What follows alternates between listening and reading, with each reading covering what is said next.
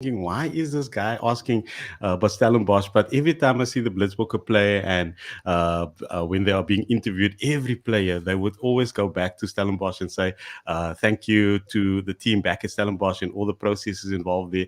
What is it about the whole setup? And we've often spoken about it here in the studio, and we've said that, what you see on the field is often the hard work that's gone in the background. Tell us what really happens there behind the scenes, Philip. Yeah, I think not a lot of people know, maybe. But the whole base of the Springbok Seven setup and the Springbok Women's setup is based in Stellenbosch. I'm at the Stellenbosch Academy of Sports, and there's a very big backroom staff, a big medical team, and apart from the medical team, there's also the SA Sevens Academy running from SAS.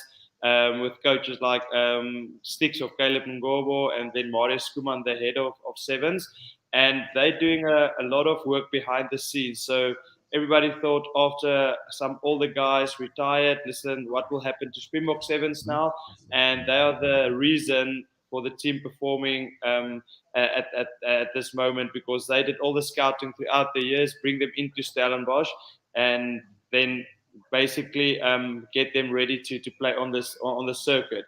And then also for players coming back from injury, the big medical staff staying behind, looking after their fitness, looking after the rehab, making sure that they'll be back on the field as quickly as possible. So I think in general, it's just like a homely feels at SAS where everybody is based, and a lot of credit must go to the backroom staff, the support staff that's always staying behind and not always get the credit when it comes to tournaments. And when you look at the success currently of the Blitzbokke, especially in this World Series, we've seen often that they've sometimes been very very tired. Also, especially going to the latter stages of when it really matters in a particular tournament. What is it about this team that is so special? I know you've spoken about the behind the scenes things that happen, but surely when you are a team and they look well drilled and they look a well put together team. Looks like their mates on and off the field. But what is it about? I know we will probably say it's Bokhies and all of that, but how do you pull it together as a team when the backs are against the wall? Yeah, I think you're spot on there. When you said they're friends on the field, friends off the field, and I think that's something that happened a couple of years ago, and we would take a lot of pride in that. Is the Springbok Sevens team culture, and I think for me that's the reason why they're performing that well. And for guys coming in, it's easy because the culture is healthy. Everybody lives that culture, and then also the culture get driven by the top and by the leaders in the group. A coach like Coach Neil Powell put a lot of emphasis into that. The leaders, Sibueso Iswape, they drive that culture. So it's actually easier for a young guy coming in to be part of that group, because he'll be received with open arms, and then he can just be himself there. As long as he fits into that team culture and bring his part, he'll be accepted. So I think that's a reason for such a longevity or such a success over the last couple of years. So yeah, credit to that. And for going forward, there's something the team can always work on, but I think they're kind of spot on where we are at the moment. And long may that continue, and get back to this particular Rugby World Cup 2022 that's happening later. But back to Liske, I just want to ask you, how excited are you in terms of Commonwealth Games and even getting to this Rugby World Cup, especially getting into competition? Are you excited about just putting yourself against other teams? Yes, well, definitely. I think the excitement level is really high, because yeah, I think the World Cup is something everyone like wish to play. It definitely take hard work and stuff. So yeah, for us now, also with the Commonwealth Games, we have the African Cup end of April. So that is our goal now, to go and win that, to be able to qualify for the Commonwealth Games. But yeah, the excitement is really like high. The levels is high, because like I said, we haven't played on that level in a while. We last played 2019 Cape Town, when the Sevens was there. So yeah, I think really everyone is excited just to get back to that level and play on that level. But like I said, it's going to be a challenge for us, but we want to compete. We don't just want to participate. And for yourself, what do you still want to achieve and also maybe improve in your own game? Well, I think definitely like now to focus and work on that 1%, like to get ready for African Cup now. So yeah, and then I think just to take it step by step each game and every tournament, and just like improve every match and every game you play. So let's talk Rugby World Cup. That's for both you and Philip. Let's talk about the Rugby World Cup Sevens or Rugby World Cup Cape Town Sevens. And let's talk about the fact that it will probably be full stadiums as well. And especially after the long drought of not being able to see live rugby en masse. I'll stay with you, Liske. How exciting would that be to actually play in front of crowds?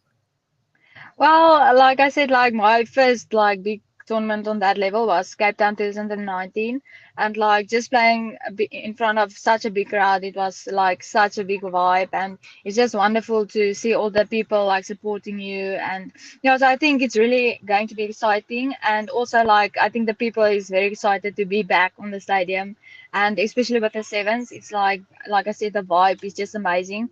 Like there's so much matches to look up to, and like even with a man that's actually currently like and always performing. So I think also for us, it's they are someone or their team to look up to. So I think like for the crowd and the people, it's really like very exciting. Yeah, I think there's nothing like Cape Town Sevens, but this time it's not Cape Town Sevens, but the Rugby World Cup Sevens in Yes. September, the 9th to the 11th. But there's something about that stadium, Philip, although I don't think we've gotten over the line really at the stadium. But Blitzbook could probably have won practically everything, but a World Cup is different. Tell us how would that feel for the team to really get that one over the line? Yeah, it's a little bit of a sensitive subject, like you said. I mean, Yeah. there's the World Cup, obviously the Olympics, but leave that out now. And then, and then Hong Kong. But coming back to the World Cup, I've been fortunate enough to play in 3 World Cups before. The first one in Dubai, and then Russia, and then in the United States. And then this year, I won't be participating, but I'll definitely be in that stance, cheering the guys, because I truly believe this will be the year that we will actually go all the way and win that World Cup. I can't see any team beat us with the current form that we are, and also with the right mindset of the team and the coaches going into the World Cup and the prep that we're currently busy with. So, coming back from a hard lockdown, no Cape Town Sevens in the last 2 years, so I can't think of anything bigger and better to kick it off again as a Rugby World Cup Sevens in September. It's going to be massive. And I'm really looking forward to see the 20 women's teams, the 20 men's teams, and obviously one winner on each category. I've got Uncle Clive here. I don't know what he's going to ask, and he's so excited. He's a big rugby fan as well. He used to play rugby as well. So, ek weet ek sal maar vir hom wag. Clive. Yeah, hi there, guys. First of all, Philip, Neil Powell obviously leaving in a couple of months' time. From your perspective, is there a good succession policy in play? I know there is for players, but what about for coaches and things like that? Yeah, hello, Clive. Yes, I do believe. I think that's part of the Springbok Seven setup is not to wait for somebody to leave the setup and then to try to find somebody new. The success planning is very much in place. But also, I think we're very fortunate to have a guy like Coach Neil there, and I can give you from what I've experienced playing underneath him and also coaching a little bit with him, is we know he will give his absolute everything and absolute all of his focus and energy up until that last tournament. So that's great news. And I think also going forward for the new coaches taking over, I think Coach Neil will always be available, helping out, and for the youngsters coming through or the new coaches. So I think that the plan is in place. I think like I said, the same as new players coming in, the team will just thrive. It's much bigger than one person. In a couple of years' time, most of the players will leave that system. Most of the management will leave that system. But we want to keep that legacy going, and that's for Springbok Sevens. And that means Springbok Sevens is much bigger than the individual. So I can truly say with open heart, I think obviously it will be a massive loss, but I think the plan, or there is plans in place. And luckily, I don't think it will always just be a phone call away to ask advice there. So I think there will be a success plan, or going forward into a new coaching. That's fantastic to hear. And Liska, just for you, as me, have played all my life at False Bay Rugby Club. When I was there the other evening, there must have been about 25, 26 girls practicing on the fields there. So there's quite one of the areas that we are trying to grow at False Bay. And it's a challenge for all the clubs out there, is to grow our ladies team. So that's always great to see, and just hearing and, you inspiring so many, it's fantastic. I'm sure those ladies will be inspired to push so they can get to your level and further. Yes, no, definitely. Thank you so much. Yeah, I think it's really like I said, like the sport is really growing for women, and like there's more and more girls that's interested in the sport, and that's really great. So yeah, I think like if we can just take that forward, and when we will play in the World Cup, just to like step up and be an inspiration for that younger girls that actually want to get onto that level. So yeah, it's really great to see like the sports going.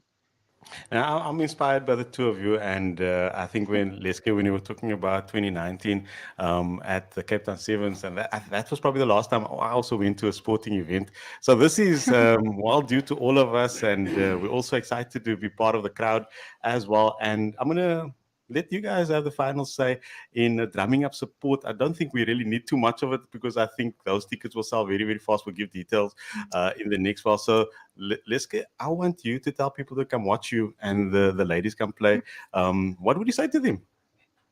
Yeah, well, I just would like to say, like, buy your tickets, come and support us, men and women. I think it's really going to be a great vibe if you just look at Cape Town Sevens, and this is the Rugby World Cup, and it's in South Africa. So yeah, I would just like to inspire everyone to buy your tickets and come and support our men and women. And so, Philip, we'll leave it to you, and also involvement. Will you be involved somehow or other than you obviously not playing, but how would you be involved? And then also encouraging the listeners to come. Yes, yeah, definitely. I think it's a once in a lifetime experience. Like I said, Cape Town Sevens haven't happened for the last couple of years, and now we kick it off with the World Cup. And I think it's fair to say, maybe not in the next 20 years that it will happen again. A World Cup be hosted by Cape Town. So once in a lifetime experience. And yes, I do have a session with the team once a week. So hopefully I will still be a little bit of involved there. But I think for that weekend, obviously the coaching team and the team, they are the people to focus on. So I'll be in the crowd, and I'll make sure I'll be backing the women and the men 100%. And I'm really looking forward to see some of the other ex-players and also some of the fans there, and enjoying the games with them and supporting the Springbok women and men throughout the tournament. And I'll give some more details after the interview as well. But I'm looking at the ticket prices. It's 150 Rand per day. There's also family and party stand packages and hospitality also available. So it's quite affordable for a World Cup, and especially the quality that will be on show. And Cape Town Stadium, always a vibe. And I want to say thank you to Liske as well as Philip Snyman. Thank you, Liske, for being part of us. And we are really going to look forward to really watching your progression.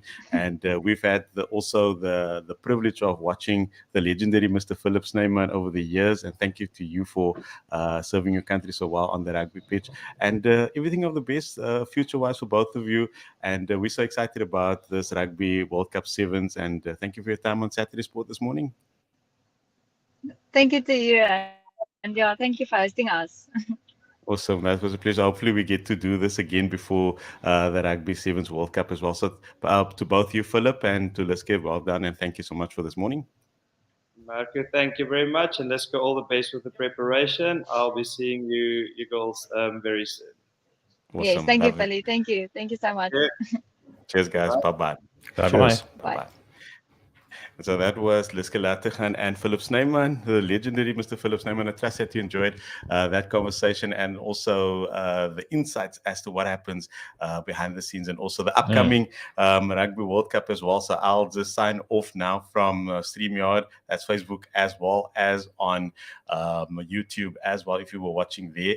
And so with that, I'm going to say goodbye to you guys now already, and I'll continue on the wireless. So you got to stay tuned here on the wireless, like I mentioned. And with that, I say goodbye to you now, ending that part of the broadcast, and I'll give you some